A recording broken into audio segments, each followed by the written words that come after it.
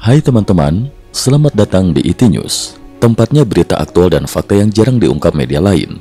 Yuk dukung kami dengan cara subscribe, like, komen, dan share, supaya lebih banyak orang tahu apa yang sebenarnya terjadi.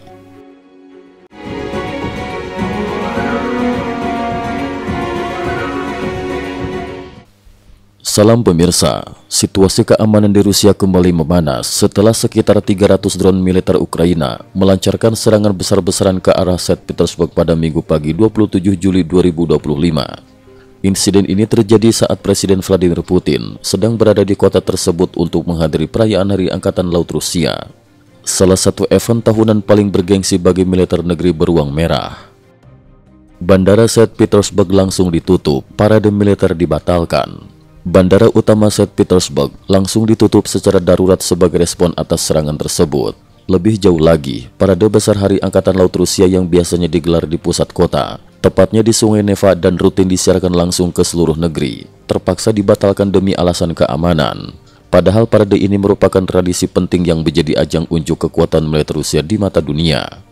Meski demikian, Presiden Putin tetap memaksakan diri menumpangi kapal cepat menuju markas besar Angkatan Laut guna menyaksikan langsung latihan militer yang dialihkan ke lokasi lain. Kementerian Pertahanan Rusia mencatat, lebih dari 150 kapal perang dan sekitar 15.000 personel militer dikerahkan dalam latihan tersebut. Rusia juga mengklaim berhasil menembak jatuh 291 drone Ukraina dalam serangan ini. Meskipun angka itu masih lebih rendah dari rekor 524 drone yang pernah ditembak jatuh pada 7 Mei lalu menjelang parade hari kemenangan. Strategi Rusia berubah, serangan mekanis mulai berkurang. Menurut data publik dan analisis dari Institute for the Study of War, ISW, sejak April 2025, militer Rusia nyaris tidak pernah lagi melancarkan serangan besar-besaran secara berturut-turut atau serangan mekanis skala besar ke wilayah Ukraina. Sepanjang musim panas tahun ini, taktik militer Rusia justru cenderung mengandalkan kendaraan ringan seperti sepeda motor dan gerobak bermotor untuk melakukan serangan. Data ISW juga menunjukkan konsumsi tank dan kendaraan lapis baja Rusia menurun drastis selama 6 bulan terakhir, sehingga kini Moskow berupaya memperkuat kembali stok kendaraan tempurnya yang mulai menipis. Kremlin tegaskan, tak ada negosiasi sebelum misi militer selesai. Juru bicara Kremlin, Dmitry Peskov, pada 27 Juli 2025 menegaskan bahwa Rusia harus menuntaskan seluruh misi militer di Ukraina sebelum membuka peluang membangun kembali hubungan bilateral dengan Kiev.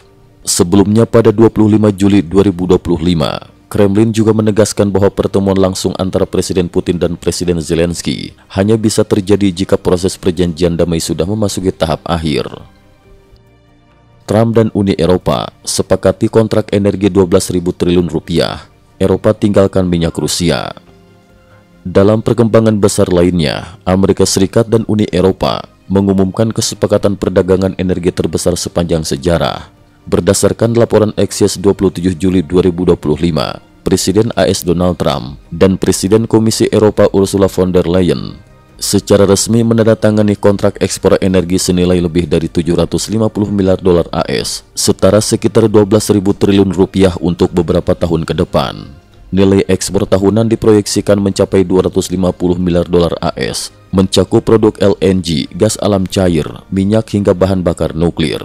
Von der Leyen menyebut kerjasama ini sebagai langkah strategi Eropa untuk benar-benar keluar dari ketergantungan pada energi Rusia, terutama gas dan minyak bumi, di tengah terus berlanjutnya invasi Rusia ke Ukraina.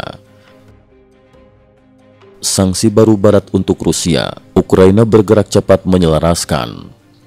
Menyusul langkah keras dari negara-negara Barat, Presiden Ukraina Volodymyr Zelensky pada 28 Juli 2025 melalui telegram mengumumkan bahwa Dewan Keamanan dan Pertahanan Nasional Ukraina telah menyetujui keputusan untuk langsung menyelaraskan seluruh sanksi terbaru Uni Eropa, paket ke-18 dengan peraturan domestik Ukraina.